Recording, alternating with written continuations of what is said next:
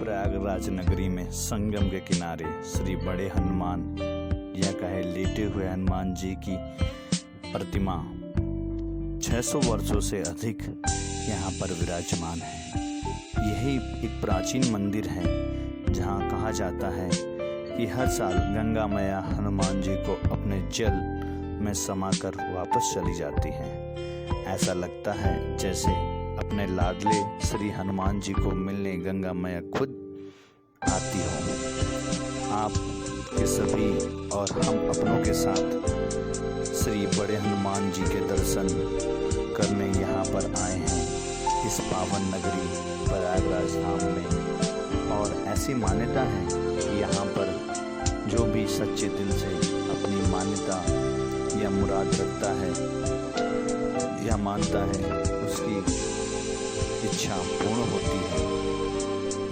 तो चलो हम आपको श्री लेटे हनुमान जी या बड़े हनुमान जी के दर्शन कराते हैं।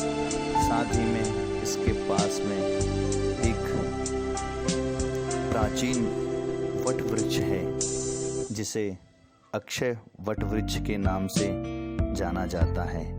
पौराणिक कथाओं के अनुसार संगम में स्नान के बाद अक्षय वट वृक्ष का पूजन और दर्शन न हो तब तक संगम में स्नान का फल नहीं मिलता, ऐसा माना जाता है।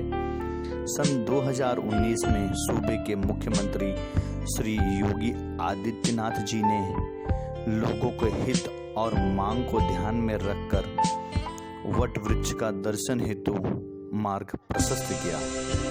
कहा जाता है मुगल सम्राट अकबर ने किले के अंदर बने इस पातालपुरी मंदिर में यह वट वृक्ष स्थित है और पातालपुरी मंदिर को सबसे प्राचीन बताया जाता है। जमीन के नीचे बने पातालपुरी मंदिर में यह अक्षय वट वृक्ष है। पौराणिक कथाओं के अनुसार जब एक ऋषि ने भगवान नारायण को ईश्वरी शक्ति दिखाने की चुनौती दी तो उन्होंने क्षण भर के लिए इस संसार को जलमग्न कर दिया था और फिर पृथ्वी को पुनः उसकी अवस्था में ला दिया था। कहा जाता है उस वक्त जब सारी चीजें पानी में समा गई थी तब अक्षय वट वृक्ष का ऊपरी भाग ही दिखाई दे रहा था। इसी वजह से इसका इतना महत्व है। फिलहाल इस किले का इस्तेमाल रख रखाव हमारी भारतीय सेना द्वारा किया जा रहा है। इसी वट वृक्ष के नीचे से सरस्वती कूप है जहां से सरस्वती नदी जाकर गंगा यमुना में मिलती है। कहा जाता है कि मुगलों ने इस पेड़ को एक बार जला दिया था क्योंकि स्थानीय लोग इस वट वृक्ष की पूजा करने किले में आया करते थे जो मुगलों को पसंद नहीं था। मान्यता है इस वट वृक्ष के नीचे जो भी इच्छा व्यक्त की जाती है वो पूरी होती है। अक्षय वट वृक्ष के पास ही कामकूप नामक का एक तालाब था। मोक्ष प्राप्ति के लिए लोग यहाँ आते थे और पेड़ पर चढ़कर तालाब में छलांग लगा देते थे। इसी कारणवश बाद में इस जगह को बंद कर दिया था। 1644 ईस्वी पूर्व में चीनी यात्री हेनशांग यहाँ आए थे। कामकूप तालाब में नर कंकाल देखकर दुखी हो गए थे। उन्होंने अपनी किताब में इसका जिक्र किया है।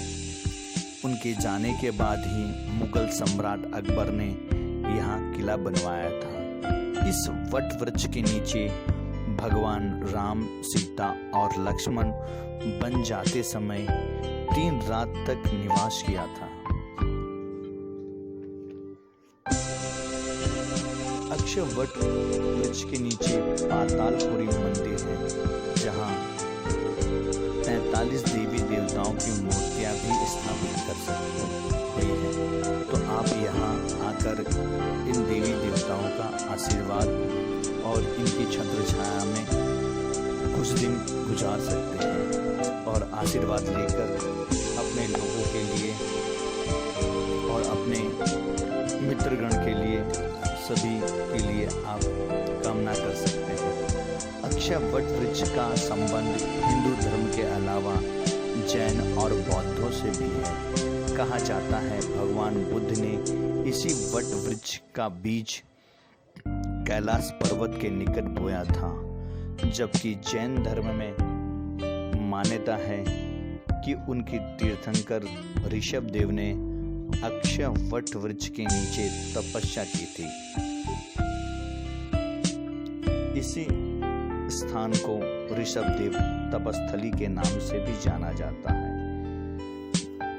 और इस अक्षय वट वृक्ष के प्रांगण में बहुत सारे दर्शनार्थी दर्शन कर अपने आप को गौरवान्वित महसूस करते हैं कि वह इतने प्राचीन और अपनी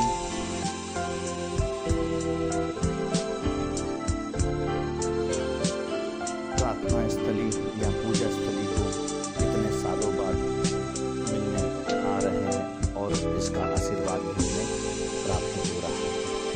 तो हम सभी की यही कामना है कि आप भी यहाँ पर आए और इस पावन जगह को आकर यहाँ इनका आशीर्वाद लें।